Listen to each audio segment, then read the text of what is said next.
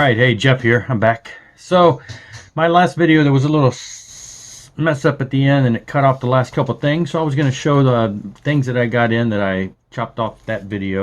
And then some other things that have come in recently, as we've all been, most of us have been trapped in the house here. I guess I've been working now from home for a little over 2 weeks. What is today? I don't even know what the day is anymore. Yeah, a little over 2 weeks. So, hope everybody's safe out there. Hope everybody's enjoying the time. I will say that I've listened to a lot of, I go to work and I can listen to music at work at a lower volume. And I usually listen to Spotify. I do have a handful of things that I've brought in and ripped to my computer that I can listen to, but I don't have my entire music library there. So it's been interesting as I've been home. I've been going through listening to more music as I work at louder volumes. And I've been focusing on listening to more obscure stuff. I actually have a playlist called Obscure, which is bands that are not big mainstream, or I only, are just a little smaller under the radar. And I've been listening to a lot of that. So that's been kind of fun to listen to some of the deeper cuts and deeper bands. So, but anyway, let's see what we've got. So this was one that, let me show this one first. First up, we'll jump into this. This is a Christian band, Saint. Most people are probably familiar with them by now. They've been around for decades. 80s band, very, Judas Priesty. They kind of were going for that sound with the leather and the studs. And their original singer, Josh Kramer, kind of had one of those vocals that people used to compare it to Priest. And while I'm a big Josh Kramer fan. He's their singer for most of the albums, but the past couple they've alternated with some different singers because Josh is, he's not in the area anymore. He's not able to do the band as much. This time around they have a new singer, and I'm impressed. Not that the other guys weren't, but this to me is, I don't want to say it's a comeback record because they never went anywhere, but I don't know. It just sounds really good. Yeah, I don't want to say anything, nothing bad about any of the previous ones, but for some reason when I put this one on, it immediately got me. It just was like, yes, okay, yes, this is good. So they released it. I bought the CD a while back. I'm pretty sure I showed that on a video, and then all of a sudden they've released it on vinyl, and I grabbed it. It is on a nice clear orange vinyl. It comes with the insert that has photo of the band and lyrics, typical standard stuff. Sounds really good. So the latest from Saint, great stuff. That was one that came off of the last video that got dropped, and the other one was a Kiss, I guess you can call it a bootleg. Sorry for the crinkledness. It's a really thick plastic sleeve, but it wrinkles just the way it is. So I had this on my want list on Amazon for quite a while, ever since I saw it on one of the Music Asylum on Facebook. One of the admins showed it. So I've had it. Had my eye on it for $20, and then all of a sudden Amazon did what it does occasionally and dropped it to $10, and I jumped on it. And then I shared the link over to different Facebook groups, and all of a sudden Amazon went from having them for $9.99 to having 13 left to having 0 left, like fairly short amount of time. So people bought them up. And then all of a sudden, Amazon had no more of them. And then a day or two later, Amazon got some more for $20. So it is I guess it's not official, obviously. The concert itself, Sao Paulo, Brazil, 1994, during the,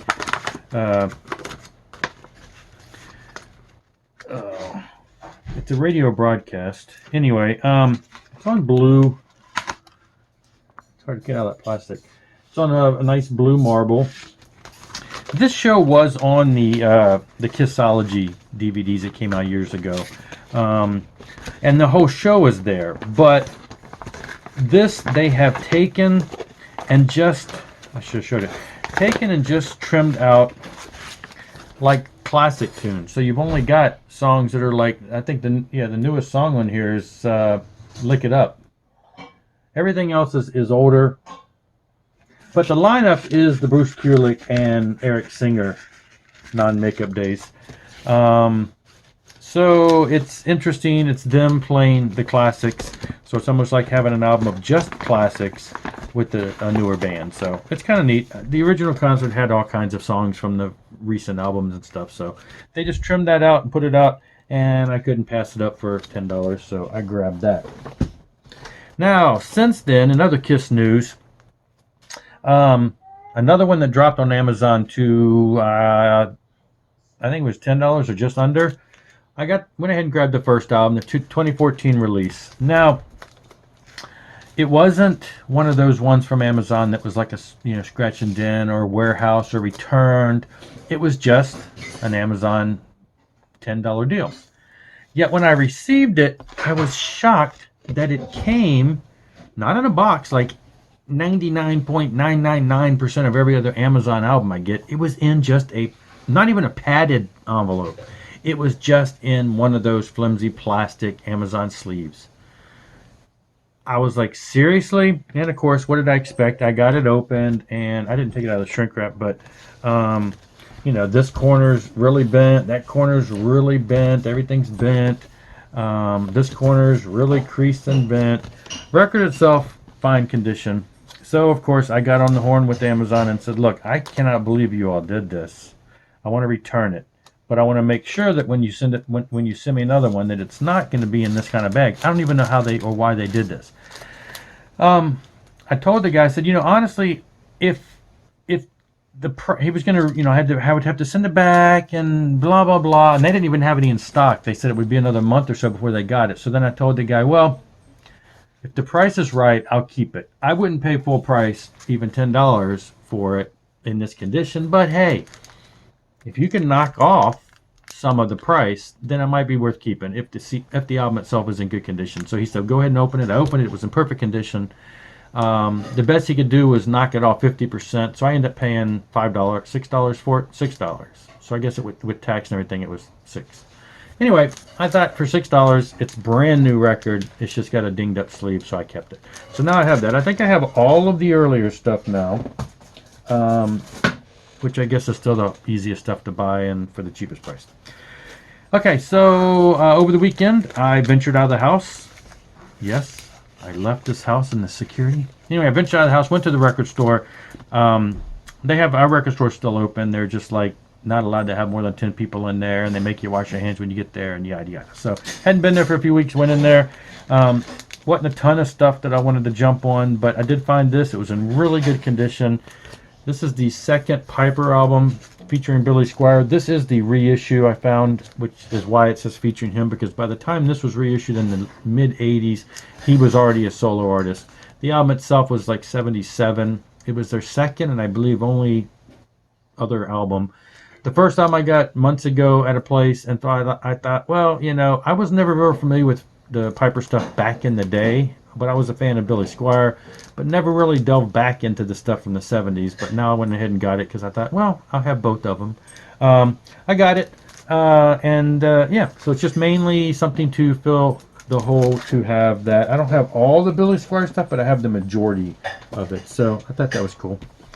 Now, of course, I was going to get this. This finally came out. The CD came out a couple weeks ago. I did show it on a video, and I bought the record, the vinyl at the same time, but Amazon took about a month before it got that. The new Thor Rising. If you watch my videos for any length of time, you know I'm a Thor fan. Take it for what it is. I dig it. It is a gold release. No insert, nothing fancy. It's a really bare bones release. I want to say it's on, most of his stuff is on, okay, it's on Deadline. Yeah, Cleopatra, Deadline. Anyway, I made a comment in the video when I was talking about the CD on how usually on every Thor album there tends to be that one song that it's just, how did that get out? Why did they release that? It's just one of those things where it's like, something's not right. It's not in tune. I don't know. And then I was saying how on this album I really didn't find anything like that. Well, on subsequent listens I did. So I will say at the very end of the album, when you get to the very end, it gets kind of weak. But I gotta say, the whole first 3/4 of the album is really good. I really enjoy it. Up there, some of Thor's best. Great stuff, fun, party, rock and roll, metal, just whatever. You have to listen for yourself. I would still buy it. It's good stuff. Just it is what it is, and I enjoy it. All right, last up, we got 2 more limited run vinyl in. I mentioned the other 2 that I got last time, which were from Retroactive. And this time around, we got the girder releases. Now, Betrayals the Passing, the second Betrayal. I showed the first one. I got that a few months back. This is on the interesting marble-ish, purplish color. This has been out for a couple months, so other people may have been showing it. But what had happened is I ordered this with the other one. You pre-order them together. You have to wait till they come out, and then they ship them both. So I had to wait for this one. I made the comment in the last video about the Angelica being the sticker in the middle. I'm like, who would do that? I don't think anybody watched that to know. I just thought it was funny. That was a girder release also, and I doubt very seriously that Greg watched it and made a difference. But it was funny when I got these. The stickers were on just. I had to put them on myself. They were on paper, so I was able to do it myself. I just thought it was funny. I don't think it has anything to do with anything, but it was just kind of funny. As usual, this this is on the heavy. It's on the it's got the the inner sleeve has got the plastic inside. There's no insert or any kind of lyrics or anything, so the packaging is bare on that. But it sounds great. Sounds great. Love it. Now we have both of the Betrayal releases on vinyl. And then this is the one that I had to wait for, and that's Generation Brutal Reality. This, if you're not familiar with them, it's an industrial metal type band. I'm not even sure who to compare it to, because all the industrial bands that I listened to in the 90s all kind of have their own unique sound. It's not really like Circle of Dust, anything like that. Kirk Franklin of Trouble plays guitar on this album. That seems to be the main draw. It is a Christian band in the sense that the lyrics do, have some spiritual references and stuff. It's on simple black vinyl. They say industrial sounds best on black, or looks best on black. This one does come with the insert that's got lyrics on one side, and then just another like cover art alternative on there. Yeah, so this was exciting to have. I've had it on CD for a long time. Actually, I had it for a long time, and then I had to rebuy it on CD. For some reason, I've got rid of the CD, but I picked that up a while back. And again, this is a sticker I put on myself, so I was placing it nicely there. So really cool stuff. If you're into industrial music, doesn't have any of that Trouble sound. It's just got his guitar playing on it. And who else is on here? The other names may be somebody, but I'm not. It's just everybody's talking about Bruce Franklin. Is that what I said? I said the right name, right? Bruce Franklin on guitar. He's the main. You always hear it saying, "This is a thing from Bruce Franklin from Trouble." Anyway, that is all. That is all I've got. Hopefully everybody's staying safe. Like I say, being at home and working, which I'm able to do with my job because I work on computers and I can easily get to where I gotta go. I've just been enjoying the time of being able to listen to all kinds of odd music that I don't listen to at work. Hopefully you're taking advantage of the time and keeping safe, and everybody in the family's safe. Has anybody or do you know anybody, or have you been struck by anybody close to you that has been struck with this coronavirus? I'm just curious. Nobody around here that I personally know has. Someone in my building at work had been diagnosed with it, but nobody had ever come in contact with it. But other than that, I haven't really, it hasn't hit close to home. So, just curious. Anyway, thanks a lot. Like, subscribe, leave some comments below. Let's talk. Thanks a lot. Rock on, and God bless.